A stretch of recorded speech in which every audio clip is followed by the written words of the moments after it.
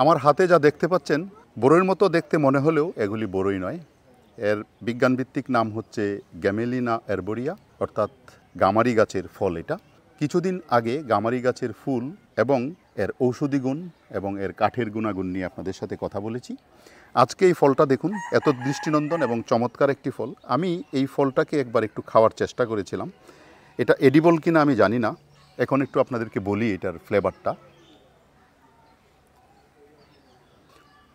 ফ্লেভারটা খুবই চমৎকার, একটা চমৎকার ফ্লেভার।